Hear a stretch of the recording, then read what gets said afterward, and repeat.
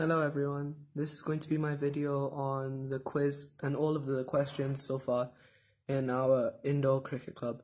So the first question, the answer was 2.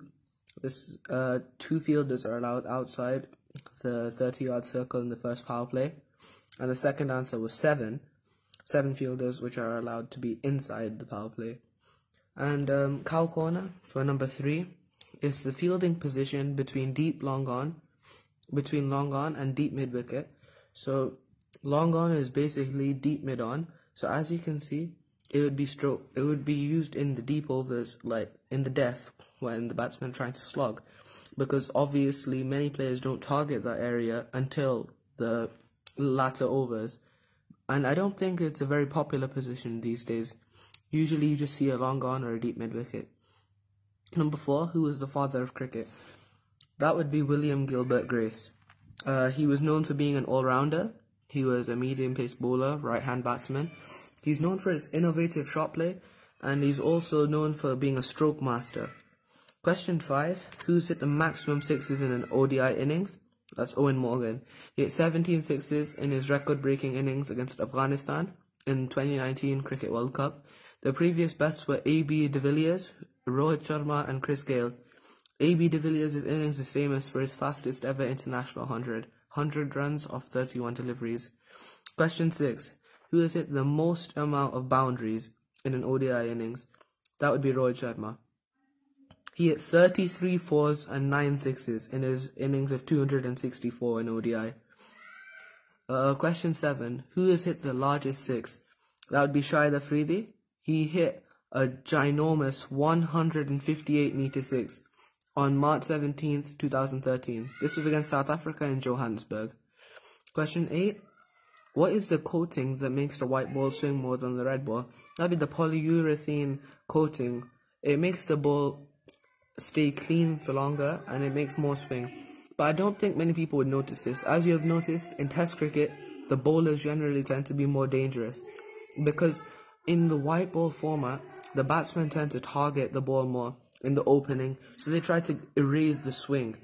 So that's why you won't notice so much swing from the ball, because the batsmen try to keep hitting it around to soften the ball and eventually make it easier for them. That's why you don't see a lot of reverse swing or like swing from the start, because the batsmen generally go hard right away.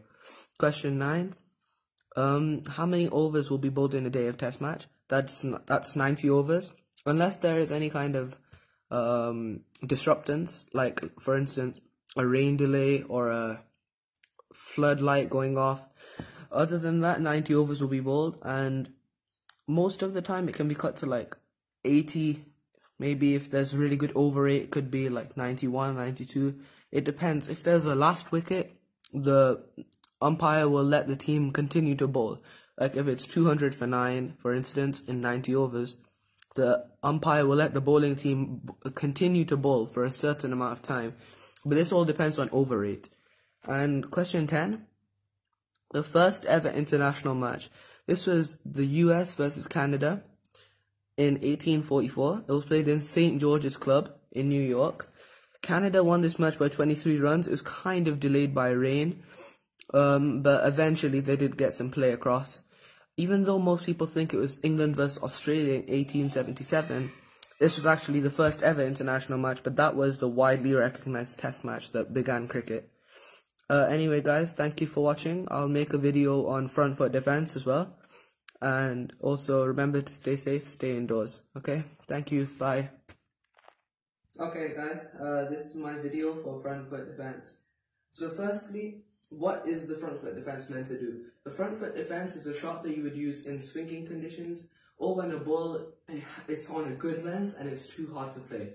So you want to just hit it back nice and softly without the means of scoring runs.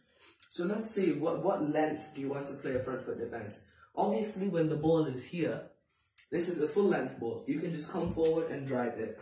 But when the ball, especially when you're playing against faster bowlers, when the ball is about here, more like a good length ball, it will generally bounce up towards you. It will bounce quite high. It'll be too high to drive. If you try to drive, it'll hit the upper part of your bat, and eventually it'll go up in the air. You don't want this to happen.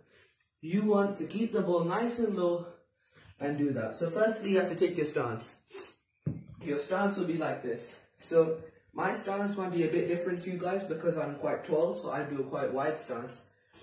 So as you can see here, I do this. I stand with a normal back lift. The most important thing is your head position for this.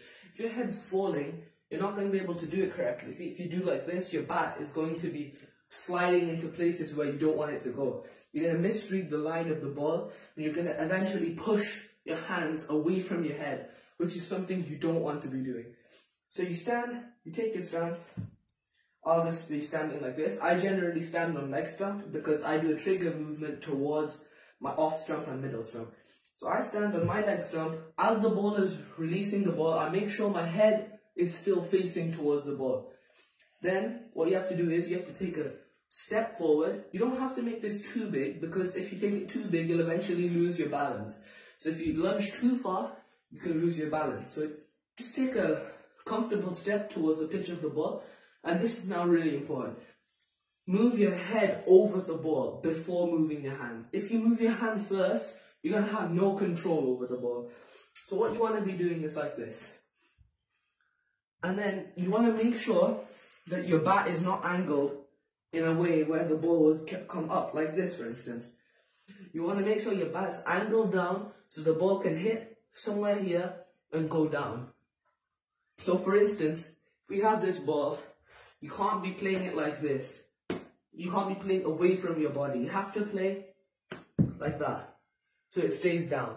And also, one of the more important things is, you want to have like a area where you don't move your feet outside of. So this is important because it keeps your hands closer to your body. The further away your hands are, the less control you're going to have. Let's say the ball's outside off stump. If you keep pushing at it and it's swinging away, it's going to edge and you're going to be out. You want to make sure you're getting right to the pitch of the ball, and make sure your hands aren't further away from your body than your feet are. So if your feet are here, your feet are going forward like this, you don't want your hands to be like out here. You want your hands to be right where your feet are, and you want to be able to judge the line properly so you can play the proper defense. You want to be able to see a ball coming here and not instantly fall across and do this and this. You want to make sure your head is nice and straight, and it has to be still at the release. So you get yourself into a good position and you do this. So that's my video on front foot defense. I hope it helped, and stay safe. Bye.